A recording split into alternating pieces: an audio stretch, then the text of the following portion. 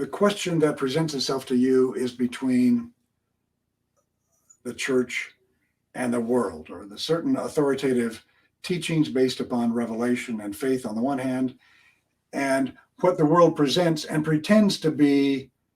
What does it pretend? The product, I don't know, of reason, of democracy, of progress, of what doesn't need religion. Mm-hmm. But what is the ground of all that alternative?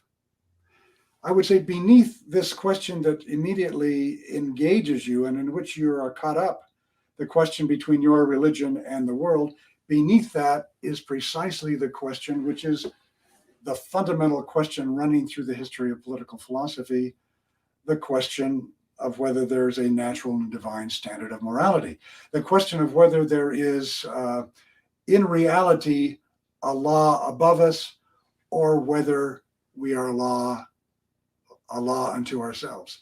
Well, I invite you, young and not so young viewers, to ask the questions. What makes it more rational to assert that there's no law, no reality, divine or natural, higher than the human mind or than human desires or human will? Because it really all comes down to will, as Nietzsche perfectly understood. The upshot of this modern viewpoint is the will to power. There is nothing but the will to self-creation, which always involves the imposition of will and power on others. So there's nothing. Religion is on the side of rationality, because Mm-hmm. rationality acknowledges the reality of limits to human will.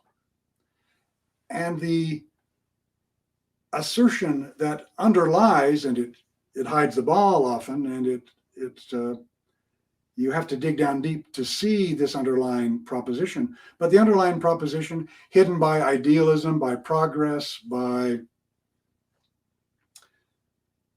compassion, even by a bastardized notion of love, the reality underlying these smokescreens is the proposition that human beings make themselves and make their own meaning to go along with it, that there's nothing above the human will.